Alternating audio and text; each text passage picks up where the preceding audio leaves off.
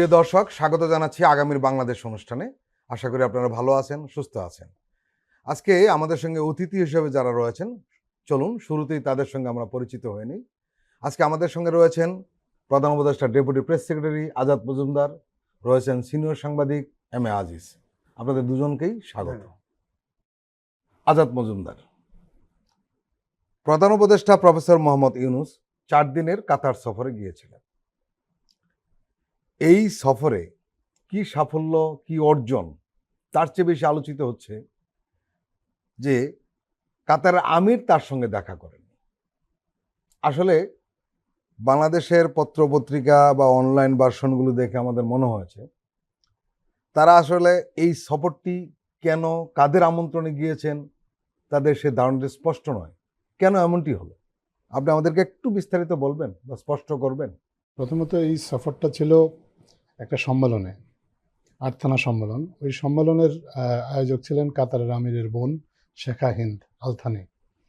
ওনার আমন্ত্রণে মাননীয় প্রধান উপদেষ্টা এই সফরে গিয়েছেন এবং সফরের প্রথম দিন থেকেই ওনার সাথেই মিটিং হয়েছে। আটথানা সামিটে উনি বক্তব্য রেখেছেন, মাননীয় প্রধান উপদেষ্টা বক্তব্য রেখেছেন।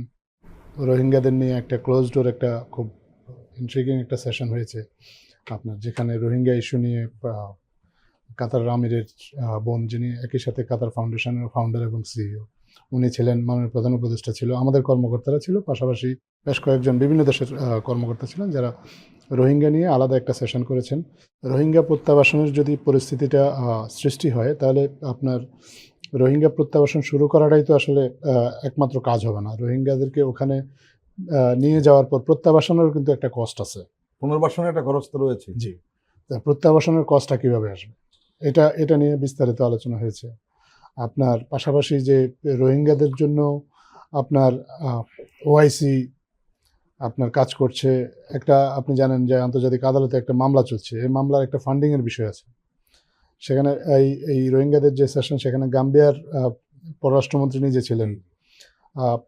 এটা খুব এক্সপেক্টেড যে আপনার ওআইসি এই মামলাটাকে ফান্ডিং করবে, যেহেতু মামলাটা গাম্বিয়া একটা মুসলিম দেশ হিসেবে করেছে এবং গাম্বিয়াকে সহযোগিতা করছে ওআইসি। এটা এক্সপেক্টেড যে আসলে মুসলিম বিশ্বের দেশগুলোই এই মামলাটার ফান্ডিংয়ের ক্ষেত্রে ভূমিকা রাখবে। তো সেক্ষেত্রে কাতারের একটা বড় ভূমিকা আমরা সবাই আশা করেছিলাম এবং সেই বিষয়টা কাতারের কাছে উত্থাপন করা হয়েছে এবং তারাও এ বিষয়ে সহযোগিতার প্রতিশ্রুতি দিয়েছে। এটা গেল রোহিঙ্গার একটা ইস্যু। বাংলাদেশের যে দ্বিপাক্ষিক অনেকগুলো বিষয় আছে যেগুলো সামিটের সাথে সরাসরি সম্পর্কিত নয়, কিন্তু যেহেতু মাননীয় প্রধান উপদেষ্টা সেখানে গিয়েছেন, ওনার সাথে কাতারের বিভিন্ন মন্ত্রণালয়ের যারা বাংলাদেশের সাথে দ্বিপাক্ষিক নানা ইস্যুতে সম্পর্কিত, তারা ওনার সাথে দেখা করেছেন। আমাদের পক্ষ থেকেও আমরা বলেছি যে যেহেতু উনি সেখানে যাবেন, এরকম একটা মিটিং হলেও হতে পারে। আপনার এটা একটা সম্ভাবনার পর্যায়ে ছিল, কখনো সরকারিভাবে বাংলাদেশের পক্ষ থেকে বা কাতারের পক্ষ থেকেও নিশ্চিত করা হয় না যে এ ধরনের একটা মিটিং হবে। এটা কোনো দ্বিপাক্ষিক সফর নয়।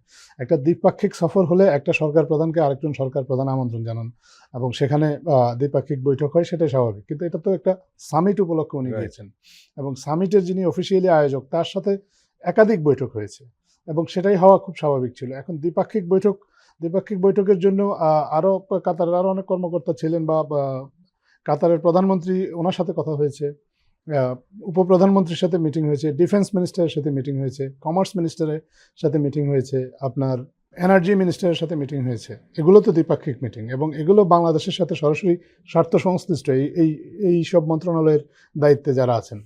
দ্বিপাক্ষিক একটা সৌজন্য সফর এটা হতে পারত, কিন্তু এটা যেহেতু সময়সূচি মিলে নাই, এটা হয়নি। কিন্তু এবং এটা যে হবে এরকম কোনো ঘোষণাও আগে থেকে দেওয়া হয় না। এটা কারো ক্ষেত্রে কেউ হয়তো এটাকে দিয়ে চেষ্টা করছেন যে মানে এই সফরটাকে আসলে কোনোভাবে যদি একটু ব্যর্থ প্রমাণ করা যায়। কারণ অনেক সময় মানুষ দেখা গেল যে কোনো গুরুত্বপূর্ণ ইস্যু না পেয়ে তখন একটা ছোটোখাটো একটা বিষয়কে নিয়ে টাইনে এনে সামনে এটাকে অনেক বড় করে দেখানোর চেষ্টা করা হয়। আমার কাছে মনে হয় না যে এটা এমন কোনো বড় বিষয়, কারণ এই সফরটা, এই মিটিংটা হওয়ারই কথা ছিল না।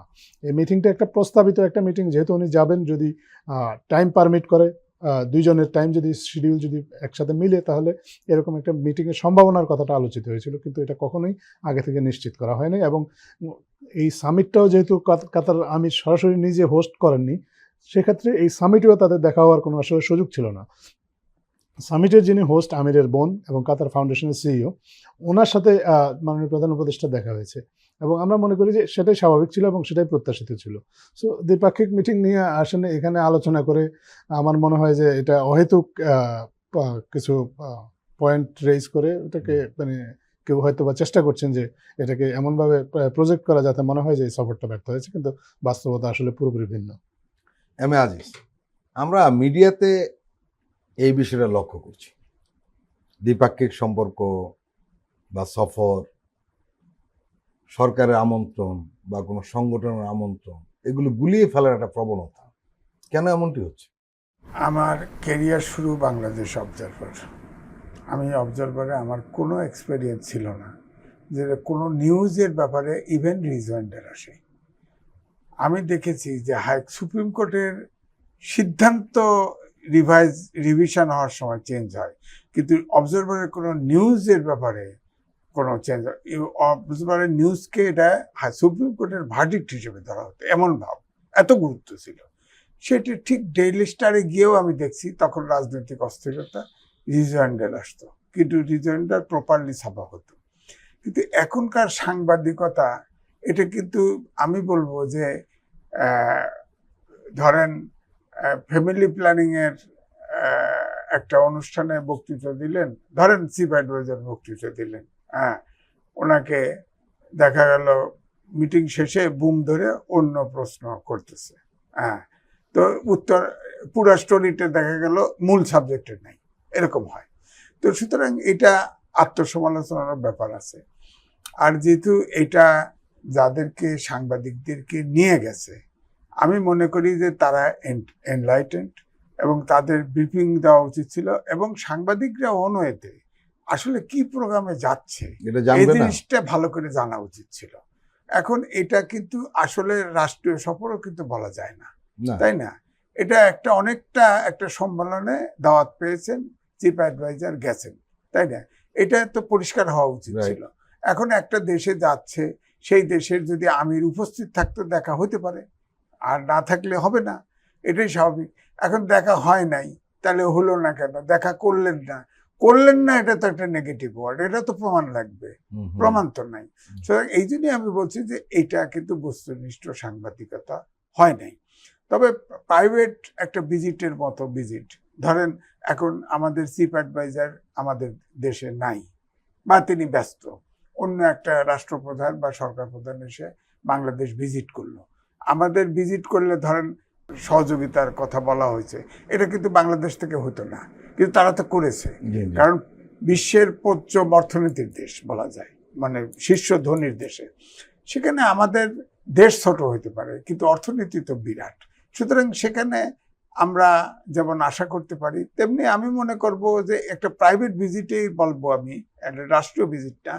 আজাদ মজুমদার, আপনারা দেখেন যে মার্কিন যুক্তরাষ্ট্রে কিন্তু অনেক সম্মেলন হয়, আমাদের অনেক সরকার প্রধান মার্কিন যুক্তরাষ্ট্রে যান। আপনার জাতিসংঘ আপনার সাধারণ পরিষদের অধিবেশন হয় নিয়মিত, সেখানে অনেক সরকার প্রধান যান। তাদের সবার সাথে কি মার্কিন প্রেসিডেন্টের মিটিং হয়? মিটিং তো হয় না। যেই পারপাজে আপনি গিয়েছেন সেই পারপাজটা ঠিক ছিল কিনা সেটা হলো দেখার বিষয়। আপনি কাতারেও ঠিক একইভাবে একটা সম্মেলন হয়েছে, সেই সম্মেলনে আপনি গিয়েছেন, সম্মেলনের সাথে সংশ্লিষ্ট যারা তাদের সাথে মিটিং হয়েছে, আর ওনার সময় অ্যালাউ করেছে দেখে আর কয়েকজন বাড়তি মন্ত্রীর সাথে সেখানে মিটিংটা হয়েছে। এখানে আপনার কাতার আমিরের সাথে মিটিং হলো কি হলো না, এটা তো আসলে খুব গুরুত্বপূর্ণ কিছু হওয়ার কোনো কথা না, কারণ কাতার আমিরের সাথে মিটিংটা তো আগে থেকে কোনো নিশ্চিত ছিল না। মাননীয় প্রধান উপদেষ্টা তো কয়েক মাস আগে সংযুক্ত আরব আমিরাতে গিয়েছেন একটা সম্মেলনে, সেখানেও তো সংযুক্ত আরব আমিরাতের যিনি সরকার প্রধান তার সাথে ওনার মিটিং হয়নি, কিন্তু তখন কিন্তু এসব নিয়ে কোনো আলোচনা হয়নি, কারণ মিটিংটা হওয়ার কথাই ছিল না। যে মিটিং হওয়ার কথা ছিল না সেটা কেন হয়নি সেটা নিয়ে যদি কেউ সমালোচনা করে তাহলে বুঝতে হবে যে এই ধরনের সমালোচনাগুলো আসলে উদ্দেশ্য প্রণোদিত। তারপরেও আমি বলবো এই ভিজিটটাতে ধরেন এই দেশে ধরেন একটা সম্মেলনে গেছে, আমি কিন্তু বলবো যে হ্যাঁ আমিরের বোন এটার হোস্ট, এই কারণে হয়তো, আর যেহেতু অনেকটা রাজাশাসিত সরকারের মতো, এই জন্য বোন মানে সরকারের অংশ, অনেক গুরুত্বপূর্ণ ব্যক্তির সাথে প্রধান উপদেষ্টার দেখা হয়েছে এবং অনেক কমিটমেন্ট কিন্তু পাওয়া গেছে, অ্যাসুরেন্স পাওয়া গেছে।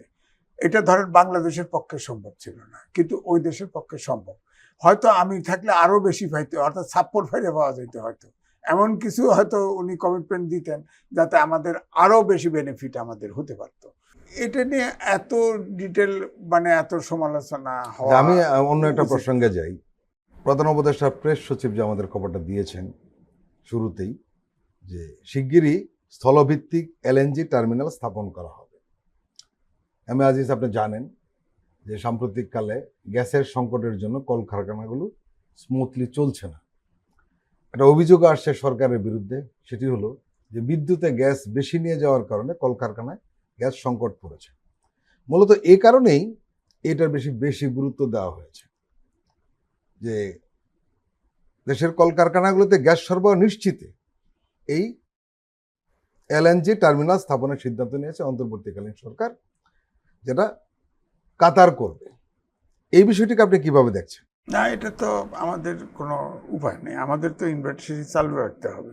এখন আমরা বিদ্যুৎ সাপ্লাই দিতে পারতেছি না। ধরেন আমি বললাম, আমি একটু শুনলাম, এই যে ব্যাটারি চালিত রিক্সাগুলি আছে না, একটা ব্যাটারি চালিত রিক্সায় যে কারেন্ট রাত্রে বেলায় নেয়, এটা নাকি একটা গাড়ি নাকি চলতে পারে, এত কারেন্ট রাখতেছে। এটা তো আপনার এর বেনিফিটটা তো সরকার তেমন পায় না, কারণ ওই যারা ব্যাটারি চালিত রিক্সা, এটা কিন্তু দেখবেন যে ওই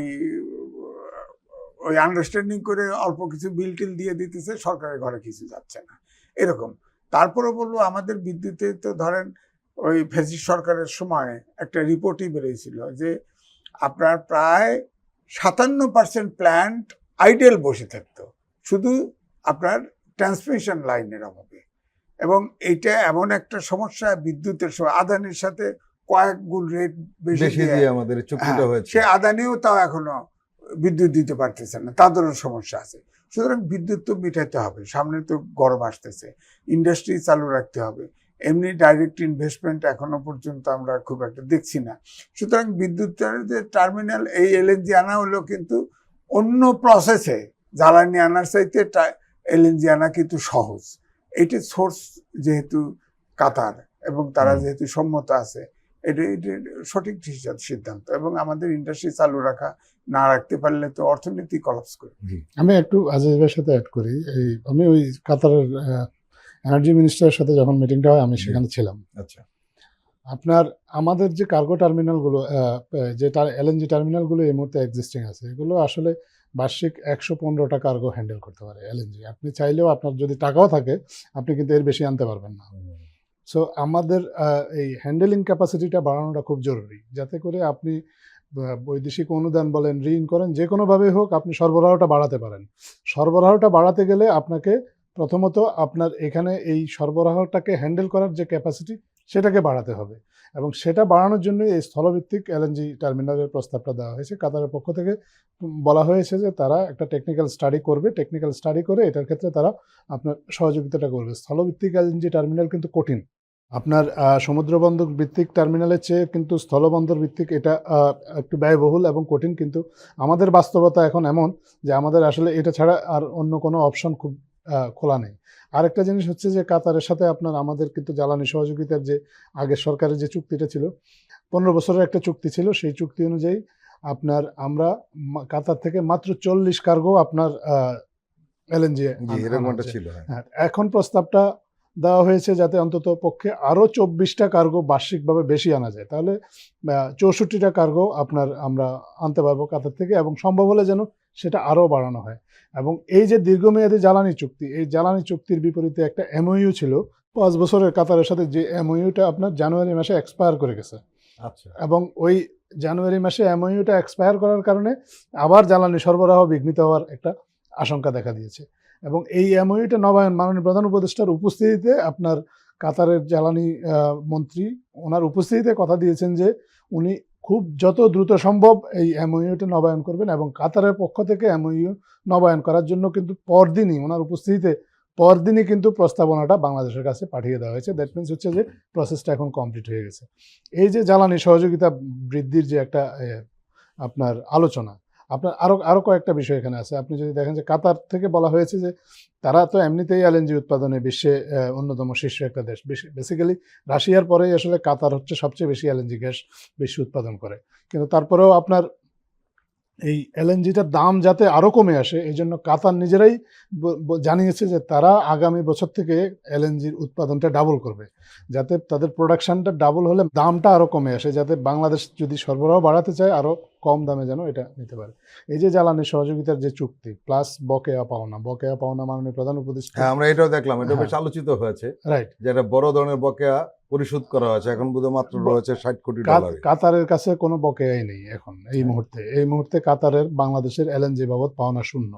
প্রধান উপদেষ্টা আপনার কাতার যাওয়ার আগ পর্যন্ত কাতারের পাওনা ছিল $37 মিলিয়ন, সেটা ওনার উপস্থিতিতে এই $37 মিলিয়ন আপনার পরিশোধ করা হয়েছে। মোট পাওনা ছিল $254 মিলিয়ন, সেটা কমতে কমতে অন্তর্বর্তীকালীন সরকার যখন দায়িত্ব নেয় তখন কাতারের পাওনা ছিল $254 মিলিয়ন, সেটা কমিয়ে $37 মিলিয়ন নামিয়ে আনা হয়েছিল এই সফরের আগ পর্যন্ত, এবং সফরটা চলাকালীন সময়ে সেই $37 মিলিয়ন পরিশোধ করা হয়ে কাতারের জ্বালানি বাবদ যে পাওনা সেটা শূন্যের কোটায় নামিয়ে আনা হয়েছে, যেটার ফলে জ্বালানি বিষয়ে আলোচনাটা আপনার খুব দ্রুত গতিতে এগিয়েছে। যখন আপনি একজন আপনার ব্যবসায়িক অংশীদার, আপনি তার সাথে কেনা বেচা করেন, তার আপনার কাছে কোনো পাওনা নাই, তখন তার সাথে আপনার লেনদেন বা আপনার যে দর কষাকষির তো আপনার একটা অ্যাডভান্টেজ পাওয়া যায়। বাংলাদেশ সেই সুযোগটা নেওয়ার চেষ্টা করেছে, এবং সেটা আমি মনে করি যে সেটা মাননীয় প্রধান উপদেষ্টার উপস্থিতিতে ওনার উপস্থিত থাকার কারণে এই দর কষাকষির বিষয়টা সহজ হয়েছে। এখন এই বিষয়গুলো যখন সরকারের পক্ষ থেকে সেটেল করা হচ্ছিল, কাতারের বিভিন্ন পর্যায়ে যখন অফিসিয়ালদের সাথে কথা বলে, তখন আসলে টেনশনটাকে অন্যদিকে ডাইভার্ট করে এটাকে বলা হচ্ছে এখন কেন প্রধান আমিরের সাথে মিটিং হয়নি। আমরা আরেকটা জিনিস লক্ষ্য করলাম, সেটা হলো এটা আমাদের বৈদেশিক মুদ্রা অর্জনের একটা পথ খুলে দিবে নিঃসন্দেহে। 725 জন সেনা সদস্য মোতায়েন করা হবে, এটা কেন এবং কিভাবে হলো? প্রথমত হচ্ছে যে আমাদের, আপনি জানেন যে আমাদের সৈন্যরা আপনার জাতিসংঘ শান্তিরক্ষা বাহিনীতেও কাজ করে। জি, আমাদের সৈন্যরা কুয়েতের সেনাবাহিনীতে কাজ করেছেন। কাতারের দিক থেকে একটা চাহিদা ছিল, কাতারের আপনার সেনাবাহিনীতে নানা ধরনের সৈন্যদের নানা ধরনের এঙ্গেজমেন্ট প্রয়োজন হয়। ডাক্তারের প্রয়োজন হয়, সেনাবাহিনীতে ডাক্তারের প্রয়োজন হয়, সেনাবাহিনীতে ইঞ্জিনিয়ারের প্রয়োজন হয়, সাধারণ সোলজারের প্রয়োজন হয়। তো বাংলাদেশের পক্ষ থেকে প্রথম আপনার এই আলোচনাটা যখন আসে, তখন বাংলাদেশের পক্ষ থেকেও সৈন্য সরবরাহের প্রস্তাব দেওয়া হয়েছিল, এবং কাতার সাথে যখন দুই পক্ষের চাহিদাটা আসলে মিলে গেছে চাওয়া পাওয়াটা, তখন এই 725 জন সৈন্য এটা পাঠানোর ব্যাপারে এক ধরনের একটা এগ্রিমেন্টে পৌঁছেছে। এবং এই 725 জন কিন্তু এটা কিন্তু ওয়ান অফ কোনো বিষয় না। এটা প্রথমে 3 বছরের জন্য এনারা যাবেন, 3 বছর পরে এই ব্যাচটা চলে আসলে নতুন আরেকটা ব্যাচ যাবে। এটা কিন্তু কন্টিনিউয়াসলি চলতে থাকবে, এবং তাদের যদি পারফরমেন্সটা ভালো হয়, আমরা আশা করি বাংলাদেশ সেনাবাহিনীর সদস্যরা বিভিন্ন দেশে কিন্তু খুব সুনামের সাথে কাজ করেছে, তারা যদি তাদের সুনামের সাথে এবং সেই সুনামটা ধরে রেখে দক্ষতার সাথে কাজ করে, ভবিষ্যতে এই সংখ্যাটা আরও বাড়বে। এটা একটা অ্যাভিনিউ তৈরি হলো। আর আপনি দেখবেন যে আমাদের সেনাবাহিনীর সৈনিকরা যখন আপনার কাতারের সেনাবাহিনীতে যাবে, সেখান থেকে যে রেমিটেন্সটা আসবে, এটা কিন্তু তুলনামূলকভাবে সাধারণ একজন শ্রমিকের চেয়ে অনেক বেশি, পরিমাণটা অনেক বেশি হবে। সো সেদিক থেকে এটা আমাদের অর্থনীতিতেও একটা বিরাট অবদান রাখবে। পাশাপাশি আপনার আমাদের সেনাবাহিনীর যে অন্য একটা বিদেশি একটা রাষ্ট্রে যখন কাজ করবে, তাদেরও তো দক্ষতা বৃদ্ধির একটা সুযোগ থাকবে এটার মাধ্যমে। তো আমরা মনে করি যে এটা এটার একটা মাল্টিপল একটা বেনিফিট বাংলাদেশ পাবে। প্রিয় দর্শক, আমরা এখন একটু বিরতি নিচ্ছি, আপনারা আমাদের সঙ্গেই থাকবেন।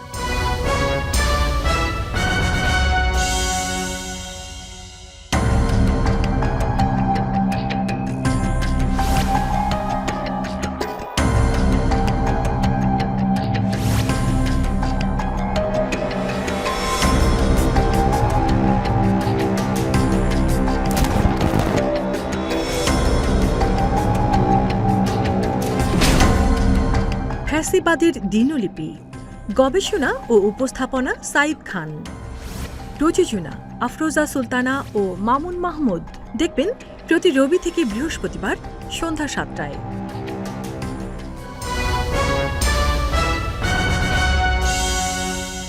আবারও স্বাগত আগামীর বাংলাদেশ অনুষ্ঠানে। আজকে আমাদের সঙ্গে আলোচনায় রয়েছেন আজাদ মজুমদার, প্রধান উপদেষ্টা ডেপুটি প্রেস সেক্রেটারি, রয়েছেন সিনিয়র সাংবাদিক এম এ আজিজ।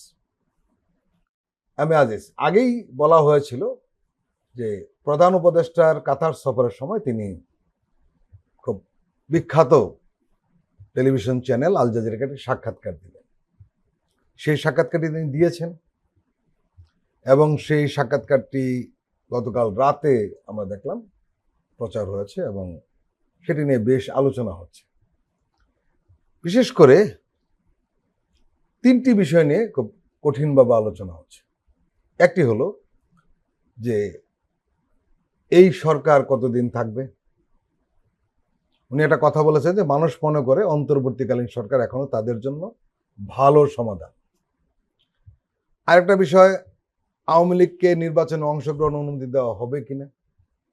আরেকটি বিষয় যে শেখ হাসিনাকে চুপ রাখতে না পারার কথা জানিয়েছেন মোদি, যেটা বিমস্টেক সম্মেলনে হয়েছিল। আমাদের প্রধান উপদেষ্টা ভারতের প্রধানমন্ত্রীকে বলেছিলেন যে হাসিনা যাতে সেখানে থাকে, চুপচাপ থাকে, কিন্তু ভারতের প্রধানমন্ত্রী নরেন্দ্র মোদী বলেছেন যে উনি সেটা পারবেন না। আপনি কি মনে করেন এই তিনটা বিষয় নিয়ে আপনি কি বলবেন? এই কথাটা উনি না বললে ভালো করতো। তবে কিন্তু উনি আরেকটা কথা বলেছেন, পরের যে কথা জুনের মধ্যে নির্বাচন দিবাতে পিছাবে না। পরের কথাটা এই জায়গায় সমস্যা। নির্বাচন হয়তো হবে কিন্তু আস্থায় নিতে পারতেছে না, Right. কারণ কথা সবসময় দুরকম হয়। যেমন ধরেন ডিসেম্বর থেকে জুনের ভিতরে নির্বাচন দেবে, এটা তো বলা হয়েছে, কিন্তু মাঝখানে দেখা যায় জনগণের উদ্ধৃতি করে অ্যাডভাইজাররা বলে যে 5 বছর থাকতে বলে, 5 বছর চাই ইত্যাদি। যেমন প্রধান উপদেষ্টা আল জাজিরা যে সাক্ষাৎকার দিলেন, তিনি কিন্তু বলেছেন জনগণ মনে করে অন্তর্বর্তীকালীন সরকারই ভালো সমাধান। আবার পাশাপাশি কিন্তু বলেছেন যে উদাহরণ সৃষ্টিকারী নিরপেক্ষ নির্বাচন তিনি দেবেন। এই যে দুটা কথা, আমার বক্তব্য হচ্ছে যে যেহেতু দেশে এই কনফিউশনটা আছে, হ্যাঁ, সুতরাং এই প্রথম কথাটা না বললে কিন্তু আর সমস্যা হয় না। কিন্তু এই কথা বলার পরে দুইটা উত্তর, যে বলা হয় যে সরকার যে সময় বাড়াইতে চায়, নির্বাচন দেয় কি দেয় না, হয় কি হয় না, এরকম একটা সংশয় সন্দেহ যেমন আছে, ঠিক এই কথাটাতে ওইটা কিন্তু মনে হয়, ওইটা মনে হয়। এই জন্য আমার কাছে মনে হয় যে এই জিনিসটাতে কনফিউশন বাড়াবে। আমি আজাদ মজুমদারের কাছে যে বিষয়টি জানতে চাইব সেটি হলো যে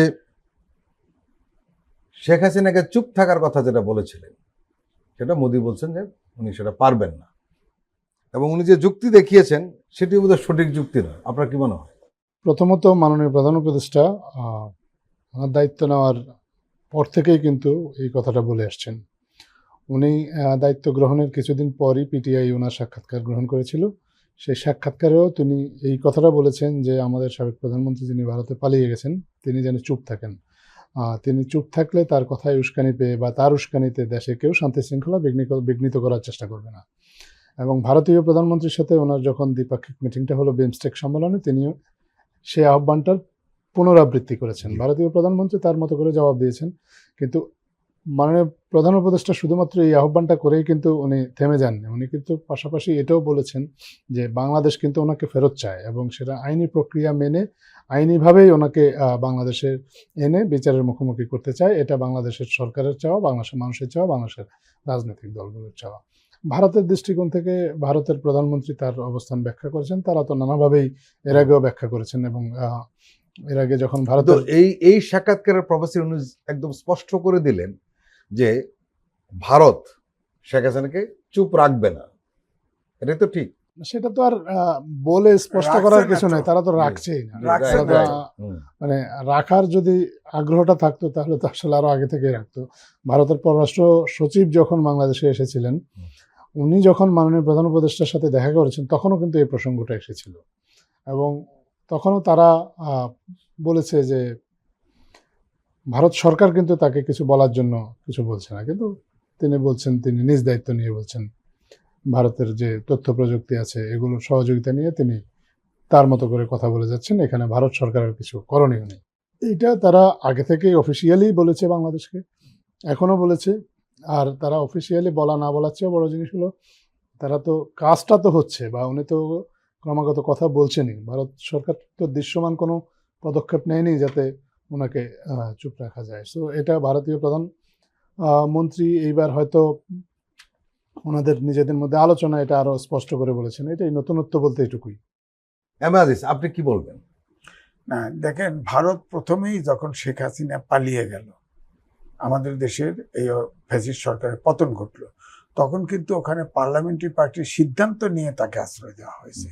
সুতরাং এটা কিন্তু ভারতের সরকারি সিদ্ধান্ত, রাষ্ট্রীয় সিদ্ধান্ত, রাষ্ট্রীয় অবস্থান। সেখানে আমাদের প্রধান উপদেষ্টা বলছেন তাকে চুপ করে থাকা, চুপ তো ভারত রাখবে না। আমার বক্তব্য হলো যেহেতু এটা রাষ্ট্রীয় ডিসিশন, এখন শেখ হাসিনা চুপ থাকতে চাইলেও ভারত চুপ রাখবে না। কারণ ভারত আমাদেরকে ডিস্টার্ব করতে চায়, সহজ কথা। বিবিসি বাংলায় রিপোর্ট করছিল আওয়ামী লীগের 100 নেতা ভারতে আশ্রয় নেওয়া আছে, ভারতেই বড় নেতা আছে 100, এবং তারা এখান থেকে এই দেশের এই আওয়ামী লীগ চালাচ্ছে। আমরা হয়তো চুপচাপ চাপে পড়ে আছে, কিন্তু তাদের ওয়ার্ক কিন্তু ঠিকই চলছে। Right right. এবং ভারত আমাদেরকে ডিস্টার্ব করে এই শেখ হাসিনা সহ যারা পালিয়ে আছে তাদের আশ্রয় দিচ্ছে, এবং তাদের দিয়ে ভারত কোনো সময় শান্তি দিতে চায় না বাংলাদেশকে, বাংলাদেশের জনগণকে। তাদের সাথে তো আমাদের বন্দি বিনিময় চুক্তিও আছে। আমরা অনুপ চেটিয়াকে জেলখানার থেকে বের করে দিয়ে দিছি না, শেখ হাসিনা দিছে না। আমরা তো ওই জঙ্গি কিছু আনছি, এটা তো প্র্যাকটিসে আছে। এখন ওই বন্দি বিনিময় চুক্তিতে একটা ধারায় লেখা আছে যে যদি ওই যে দেশে থাকে ওই দেশ যদি মনে করে যে তাকে ইচ্ছাকৃতভাবে মানে করা হবে, মানে হ্যারাস করা হবে রাজনৈতিকভাবে, তাহলে তারা এবারে তারা করতে। আমি আজিজ, আল জাজিরা প্রফেসর ইউনূসকে আরেকটি প্রশ্ন করেছিল, সেটা হলো নির্বাচনে আওয়ামী লীগকে অংশগ্রহণ অনুমতি দেওয়া হবে কিনা। এর জবাবে প্রফেসর ইউনূস বলেছেন যে এই প্রশ্নের জবাবের একটি অংশ আওয়ামী লীগকে নির্ধারণ করতে হবে। দলটি আগেই নিজেই সিদ্ধান্ত নেবে তারা নির্বাচনে অংশ নেবে কিনা, একটা বিষয়। এবং মজার ব্যাপার হলো আজকে একটি ডেইলি পত্রিকাতে বিএনপির স্থায়ী কমিটির সদস্য আমির খসরু মাহমুদ চৌধুরী ওনার একটা সাক্ষাৎকার ছাপা হয়েছে, এবং সেখানে তাকে প্রশ্ন করা হয়েছিল আওয়ামী লীগের নির্বাচনের ব্যাপারটা, আওয়ামী লীগ না আসলে এটি ইনক্লুসিভ হবে কিনা এই প্রশ্ন। উনি জবাব দিয়েছেন যে এটা তাদের সিদ্ধান্ত, কোন দল থাকবে কি থাকবে না এটা তাদের সিদ্ধান্ত, এটা তো আমার সিদ্ধান্ত না, এটা জনগণের সিদ্ধান্ত। আমার প্রশ্নটা হলো যে আওয়ামী লীগের নিষিদ্ধ করা হবে কি হবে না, আগামী নির্বাচনে আওয়ামী লীগ থাকবে কি থাকবে না, এই বিষয়টিতে সরকার এবং দেশের প্রধান রাজনৈতিক দল বিএনপি এটা ধোঁয়াশার মধ্যে রাখার চেষ্টা করছে। দুভাবে তারা একজন আরেকজনকে ব্লেম করছে, আরেকজনের উপর চাপিয়ে দিচ্ছে। বিএনপি বলছে যে এটা জনগণের সিদ্ধান্ত, বিএনপিকে খুব কড়াভাবে ধরলে তার বলে সরকার তো সিদ্ধান্ত নিতে পারে। আবার সরকারকে যখন জিজ্ঞাসা করা হয় তখন বলে এটা রাজনৈতিক দলগুলো সিদ্ধান্ত নেবে। তবে সম্প্রতি একটি নতুন তথ্য যোগ হয়েছে, সেটা হলো আইন উপদেষ্টা বলেছেন যে বিদেশি শক্তিগুলো এবং দূতাবাসের কারণে তারা এই বিষয়ে কোনো সিদ্ধান্ত নিতে পারছে না। গোটা বিষয়টিকে আপনি কিভাবে দেখছেন? দুইজনের বক্তব্যের সাথে আমি একমত না, দুইজনের বক্তব্যের সাথেই। আবার তৃতীয় যে বললেন যে আইন উপদেষ্টা বলেছেন, এটার কথা আমি উত্তর পরে দিচ্ছি। প্রথম কথা হচ্ছে আমরা গণতন্ত্রে বিশ্বাসী, গণতন্ত্রের জন্যেই কিন্তু এই ছাত্র জনতা শহীদ হয়েছে। গণতন্ত্র যদি চাই তাহলে কোনো রাজনৈতিক দল কিন্তু আরেকটি দলকে নিষিদ্ধ করার দায়িত্ব নিতে পারে না বা সিদ্ধান্ত দিতে পারে না। যেমন ধরেন ফ্যাসিস্ট সরকারের সময় 14 দল মিলে সিদ্ধান্ত নিয়েছিল জামাতকে নিষিদ্ধ করা, সেটা সরকার এক্সিকিউট করছে, এক্সিকিউটিভ অর্ডারে বন্ধ করছে। হ্যাঁ, তো এটা আমি কিন্তু পক্ষে না। আমার কথা হচ্ছে যে এই যে গণহত্যা করেছে আমি ফ্যাসিস্ট সরকার, গণহত্যা যদি বিচার করতেন আপনি, এটা তো কোনো ইলেকশন করার সুযোগই থাকতো না। দ্বিতীয়ত এতে যদি দল হিসাবে কি আওয়ামী লীগের কোনো দায়িত্ব নেই? আমি বলি শুধু আমরা কিন্তু আওয়ামী লীগের লিডারদের কথা বলছি, কিন্তু দলীয় সিদ্ধান্ততেই হত্যাকাণ্ডটা হয়েছে। দলীয় সিদ্ধান্ত হয়নি এককভাবে। আমার ধারণা যে শেখ হাসিনা আওয়ামী লীগের কে? তার রেসপন্সাররা শেখ হাসিনা আওয়ামী লীগের কে করছে? হ্যাঁ, আওয়ামী লীগের কেউ না শেখ হাসিনা। শেখ হাসিনা আওয়ামী লীগের সভাপতি, তাহলে সে প্রধানমন্ত্রী, দলের কোনো দায়িত্ব, দলের কোনো দায়িত্ব থাকবে না। সব ভেড়া ছিল, উনি চাইলে যেটা হইতো, না চাইলে হবে না।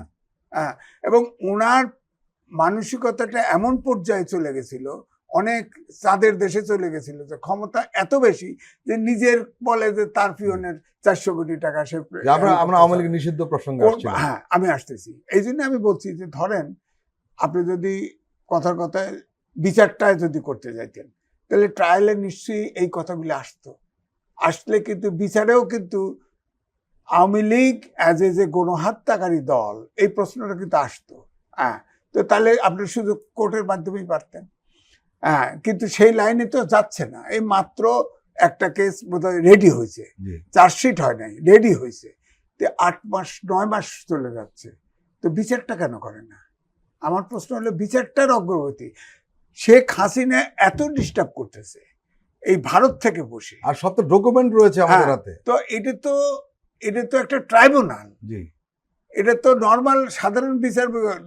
এখন পর্যন্ত একটা কেসে রায় দিতে পারলো না। রায় দিলেই তো এটা এই এখন ধরেন এই যে জটিল আচ্ছা, আমি আর একটু নির্দিষ্ট করে বলি, আপনার কি মনে হয় আওয়ামী লীগকে নিষিদ্ধ করা উচিত? না, নিষিদ্ধ অবশ্যই করা উচিত, তবে অবশ্যই সেটা আইনের প্রসেসে, এক্সিকিউটিভ অর্ডারে না। কোনো রাজনৈতিক দলের উপরেও ঘাড়ে চাপায় দেওয়া না। জি। কোনো রাজনৈতিক দল আরেকটি রাজনৈতিক দল মানে আপনি বলতেছেন যে আইনগতভাবে হওয়া উচিত, বাট নিষিদ্ধ হওয়া উচিত। হ্যাঁ, নিষিদ্ধ। আচ্ছা, 2, আসিফ নজরুল সাহেব যেটা বললো, আমি যেটা আগেও বলছি, এই সরকারটা আমার কাছে মনে হয় একটা আন্তর্জাতিক সরকারের মতো ক্যারেক্টার, কারণ অনেক বিদেশি নাগরিকের ভিতরে আছে।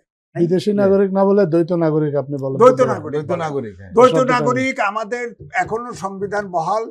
66 অনুচ্ছেদে দ্বৈত নাগরিক কোন সরকারি প্রতিষ্ঠানে থাকতে পারবে না, এমপি মন্ত্রী কিচ্ছু হতে পারবে না। যদি অতীতে অনেকে হয়েছিল, অতীতে সেটা ঠিক ছিল না, বহুতার। এবং সেটা ঠিক ছিল, ঠিক ছিল না। রাইট। তো এই জন্য আমি বলছি যে কেন এইটা একটা উপদেশটা কি করে বলে যে বিদেশি চাপে আমরা এটা পারতেছি না। এটা চাপ দিলেও তো বলা উচিত না, রাইট।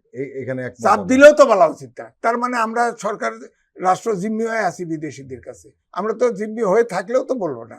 হ্যাঁ, শেখ হাসিনা তো বলতো ভারতের এটা ওপেন সিক্রেট ছিল, তা আমরা কেন বলবো? আমরা তো স্বাধীন দেশের, আমরা তো মনে করি যে অন্য সব সরকারের চাইতে এই সরকারের জনসমর্থন সবচেয়ে বেশি ছিল, এবং এই সরকার স্বাধীনভাবে কাজ করবে।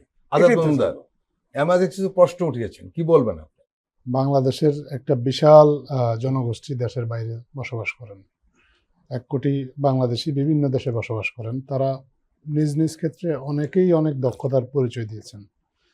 আমরা রিভার্স ব্রেইন ড্রেইনের কথা অনেক সময় আলোচনা করি। আমাদের দেশের অনেক মেধাবী মানুষ বিদেশে চলে গিয়েছে। আমরা সবসময় বলি যে তারা দেশে এসে দেশ গঠনে অংশ নেবে। তো এখন তারা যদি দেশে এসে দেশ গঠনে আমরা তাদেরকে অংশ নিতে দেখি, তখন আবার বলি যে তারা দ্বৈত নাগরিক বা বিদেশি নাগরিক বলে। দ্বৈত নাগরিক বলে না, বিদেশি নাগরিক বলেই। আমি মনে করি যে এই ধরনের সমালোচনাগুলো অন্যায্য, এবং বাংলাদেশের যারা প্রবাসী বাংলাদেশি আছে, যারা দেশের জন্য খুব ফিল করে এবং একটা সুযোগ খোঁজে যে কোনোভাবে তারা যদি দেশের কোনো কাজে আসে, সেরকম একটা চেষ্টা তারা সবসময় করে, তাদেরকে এটা এক ধরনের অপমান করা আমি মনে করি এই ধরনের কথাবার্তা বলে।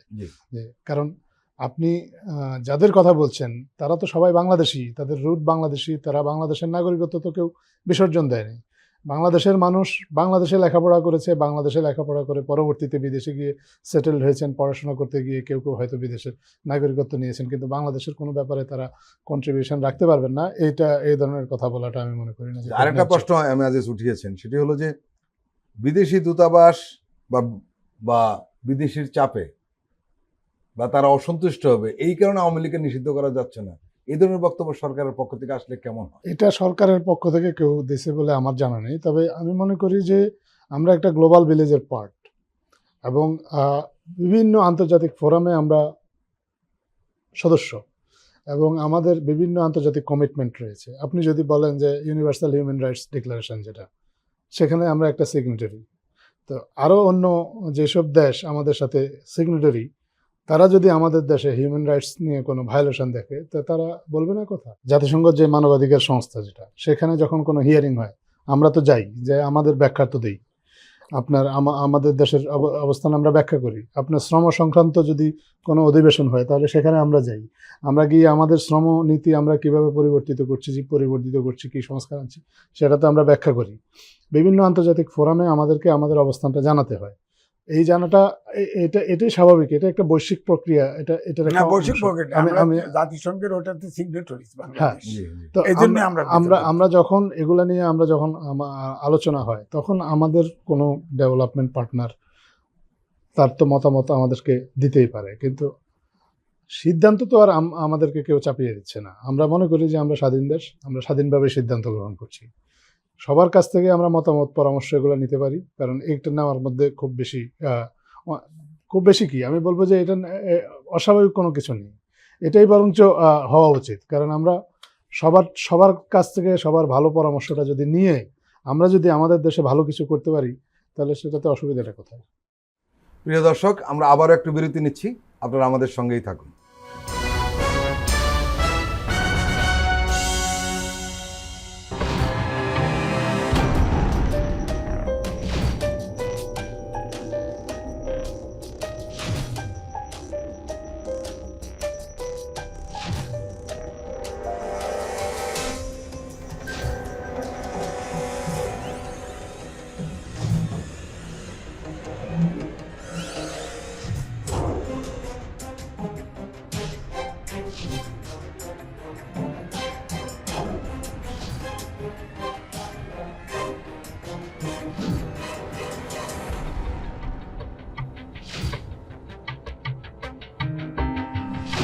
কেমন আছে অর্থনীতি দেখবেন প্রতি সোম ও মঙ্গলবার রাত 10:20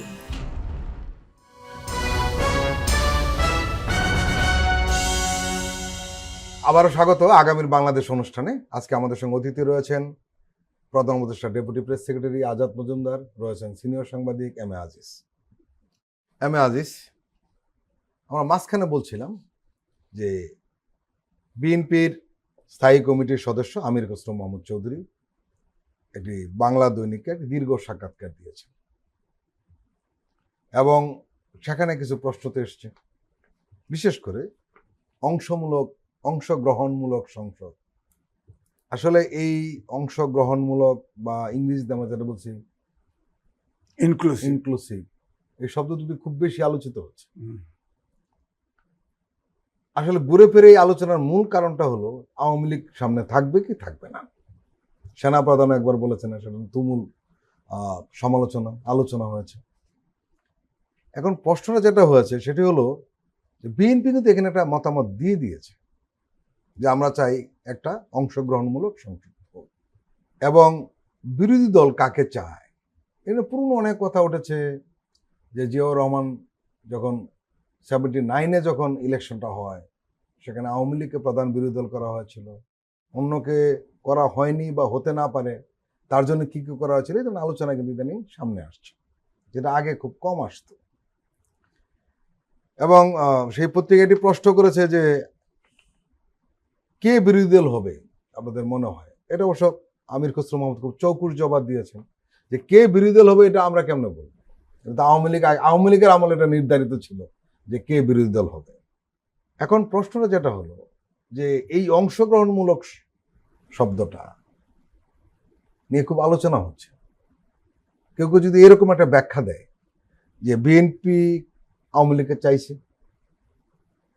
যার যার সুবিধা মতো ব্যাখ্যা দেয় না, এরকম তো রয়েছে, তাহলে আপনি কি বলবেন? যতগুলো রাজনৈতিক দল এখন অ্যাক্টিভ, একটা জাহিরি একটা কথা আছে, বাতুনি একটা কথা আছে। আসলে এই দলগুলি এখন কেউ আওয়ামী লীগ নির্বাচনে আসুক এটা চায় না, টেকনিক্যালি কথাগুলি বলে ভোটের জন্য। অবশ্যই আপনি দেখেন জামাতের আমির এবং নায়েবে আমির লন্ডনে গিয়ে বেগম খালেদা জিয়া এবং তারেক রহমানের সাথে দেখা করেছে। সেখানে কিন্তু আমার একটা পারসেপশন ব্যক্তিগত, আমি কিন্তু প্রমাণ দিতে পারবো না, আমার ধারণা, আমি শুনেছিও যে ছাত্ররাও বিএনপির সাথে একটু সিট অর্থাৎ ভাগ করতে চায়, আবার জামাতেরও একটা আন্ডারস্ট্যান্ডিং করতে চায়। জামাতের ডটটা হলো প্রথম দিকে তারা সরকারে যেতে চেয়েছে যে ইসলামিক দলগুলোকে একসাথে করে সরকারে যাব, এখন দেখে যে খেলে ভালো কিন্তু গোল করার সম্ভাবনা নাই। এখন ছাত্রদের নিচে আবার বিরোধী দল ছাত্ররা হয়ে না যায়, এই জন্য হয়তো লন্ডনে যা আলোচনা করছে, বুঝতে পারছেন?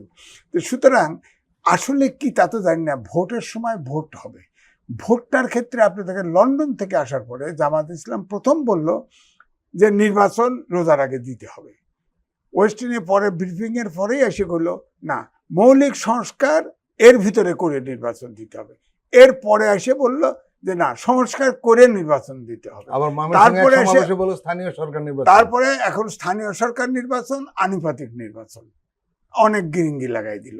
তো এখন তো এই জন্যই আমি বলছি যে আমি তো আগের বারে যে প্রধান উপদেষ্টার 2 রকম কথা বলে বলছি যে নির্বাচন অনিশ্চয়তা, এখন রাজনৈতিক দলের কথা শুনেও তো আমার কাছে মনে হয় নির্বাচন অনিশ্চয়তা, কারণ এদের ভিতরেই তো কোনো আন্ডারস্ট্যান্ডিং। একটা প্রশ্ন কিন্তু বড়, এটা যদিও কম আলোচিত হয়। আমরা নির্বাচনের রোডম্যাপ নিয়ে নানান ধরনের আলোচনা হয়েছে, যেটা আপনি কিছুটা উল্লেখ করলেন।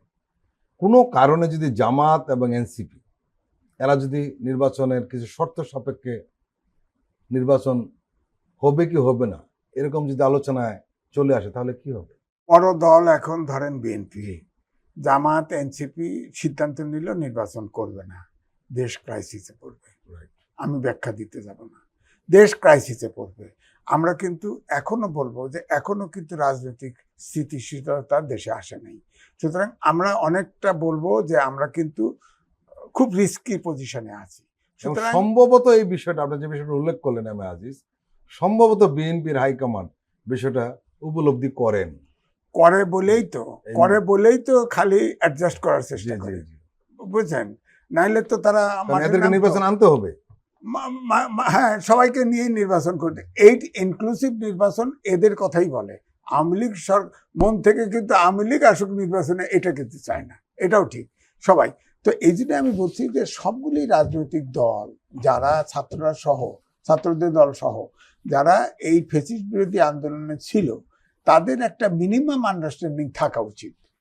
এই সামনে নির্বাচন কখন হবে না হবে, এখনই যদি এই জিতার প্রতিযোগিতায় নিয়ে নানান রকম বিটার ওয়ার্ডিং ব্যবহার করে, এটা কিন্তু রাজনৈতিক দূরত্ব বাড়াবে, এতে দেশে স্থিতিশীলতা আসবে না। রাজনৈতিক স্থিতিশীলতা কিন্তু খুবই দরকার। তো এই জন্য বলছি যে এই বাহাসটা না করাই ভালো এখন। হ্যাঁ, আমরা প্রধান উপদেষ্টা বলছেন ডিসেম্বর থেকে জুনের ভিতরে নির্বাচন, তার সাথে কথা বলুক হাঁটতে যে আমাদের জানুয়ারির পরে গেলে ওয়েদার চেঞ্জ হয়, পরীক্ষা আসবে, রোজা আসবে, ঈদ আসবে, তখন কঠিন হবে। হ্যাঁ, তো আগে যদি মিনিমাম সংস্কারের মাধ্যমে, কারণ প্রধান উপদেষ্টা কিন্তু ইউটিউবে এখন আছে, বলছিল যে যতটুকু সংস্কারে একমত হয় ততটুকু নিয়েই নির্বাচনে যাবে। তারা যদি একমত না হয় তাও আমরা নির্বাচনে যাব, আমরা ওয়েবসাইটে দিয়ে দেবো কে কে কোটায় হা করছে না করছে, জনগণ দেখবে। তো আমার মনে হয় প্রধান উপদেষ্টা ওই জায়গায় থাকা উচিত, এবং রাজনৈতিক দলগুলোও যাতে একে অপরের যে আপনার একজন আরেকজনকে সুপারসিড করার চেষ্টা করা এবং প্রতিযোগিতামূলক আচরণ করা, এটার থেকে বিরত থাকা উচিত। আজাদ মজুমদার, স্টারলিংক নিয়ে বেশ আলোচনা হচ্ছে, বিশেষ করে তরুণদের মধ্যে তো নিশ্চয়ই, কারণ দীর্ঘদিন ধরে স্যাটেলাইট ইন্টারনেটের লাইসেন্স ইত্যাদি ইত্যাদি নিয়ে কথা হয়েছে। আরও বেশি হয়েছে গত আন্দোলনের সময়, যে স্যাটেলাইট ইন্টারনেট যদি থাকতো তাহলে তখন আর এত বাধার সম্মুখীন হতো না, ইন্টারনেট বন্ধ হয়ে গেলে কেউ কিছু করতে পারে না। এবং ইলন মাস্কের কারণেই হোক বা যে কোনো কারণেই হোক, এই প্রতিষ্ঠানের প্রতি এই তরুণদের প্রচণ্ড আগ্রহ রয়েছে। আমরা দেখলাম এর কিছুটা অগ্রগতি হয়েছে অলরেডি। স্টারলিংকে বিটিআরসি সবুজ সংকেত দিয়েছে এবং চূড়ান্ত অনুমোদনে পাঠানো হয়েছে মন্ত্রণালয়ে। এখানে একটা প্রশ্ন অনেকে জানতে চান, এই মুহূর্তে আমরা যে ধরনের অর্থ ব্যয় করে ইন্টারনেট ব্যবহার করতে পারছি, এই স্যাটেলাইট ইন্টারনেটের মানে স্টারলিংক যদি আমাদের দেশে আসবে আর কি, আমরা ধরে নিচ্ছি আসবে, তাহলে কি আমাদের খরচ কেমন হবে, মাত্রাটা, তুল্যমূল্যটা? প্রথম কথা হচ্ছে যে এটা তো অস্বীকার করার কোনো উপায় নেই যে স্টারলিংকের ব্যয়টা তুলনামূলকভাবে একটু বেশি এই মুহূর্তে।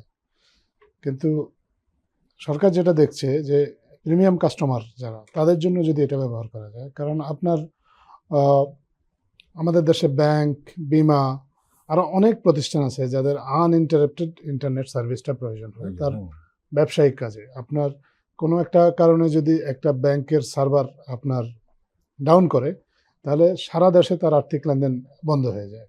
আমার দেশে আপনার ধরেন আমার পাসপোর্টের যদি সার্ভার ডাউন করে, সারা দেশের পাসপোর্ট সেবা বিঘ্নিত হতে পারে। এরকম অনেক সেবা আছে যেগুলো ইন্টারনেটের সামান্য যদি সমস্যা হয় তাহলে এই সেবাগুলো বিঘ্নিত হয়। স্টারলিংক আসলে প্রথমত এই প্রিমিয়াম সার্ভিসগুলো এনশিওর করার চেষ্টা করা হবে, এবং এই তাদের পক্ষে ইফোর্ড করা সম্ভব, অবশ্যই এটা কম পড়বে আলটিমেটলি। এবং তাদের প্রথম কথা হচ্ছে সার্ভিসের তুলনায় তাদের যদি খরচ বেশি হয়, তাদের সার্ভিসটা রিটার্নটা তাদের অনেক বেশি ভালো হবে বলে আমরা বিশ্বাস করি। তো এখন প্রিমিয়াম কাস্টমাররা আপনার যদি এটা ব্যবহার শুরু করে এবং এর সংখ্যাটা যদি বাড়ে, আপনার তখন আস্তে আস্তে এটা অ্যাফোর্ডেবল পর্যায়ে চলে আসবে। আপনি যদি মোবাইল ফোনের জিনিসটা দেখেন, আপনি নিশ্চয়ই জানেন যে একটা সময় কিন্তু ইনকামিং কলেও কিন্তু 4 টাকা মিনিট ছিল। রাইট। এখন তো নিশ্চয়ই সেই পরিস্থিতি নেই। পরিস্থিতির উন্নতি হয়েছে বিকজ আপনার বাজারে আরও নতুন সেবা এসেছে বা এটার বাজারটা বিস্তৃত হয়েছে। তো স্টারলিংটাও যখন আসবে, আস্তে আস্তে যখন তার বাজারটা বিস্তৃত হবে, তখন নিশ্চয়ই এটা সবার কাছে একটা গ্রহণযোগ্যভাবেই পৌঁছে যাবে। এর যে বিশাল নেটওয়ার্ক, 6,000-এর বেশি স্যাটেলাইট চালাচ্ছে স্টারলিং। তারপর যেখানে আরেকটা বিষয় রয়েছে, কিন্তু সেটা হলো খুব যেখানে আমরা ব্রডব্যান্ডও পাচ্ছি না, মোবাইলও পাচ্ছি না, সেখানে কিন্তু এই কাজটা করা যায় জি, একদম রিমোট এলাকায়। এটা তো ইন্টারনেট সেবার একটা আসলে নতুন এক ধরনের দিক আপনি বলতে পারেন। জি। এবং এই দিকটা আপনি যখন প্রযুক্তি যখন অ্যাভেলেবেল আছে বিশ্বে, আপনি সেই প্রযুক্তির সুবিধাটা গ্রহণ করবেন না কেন?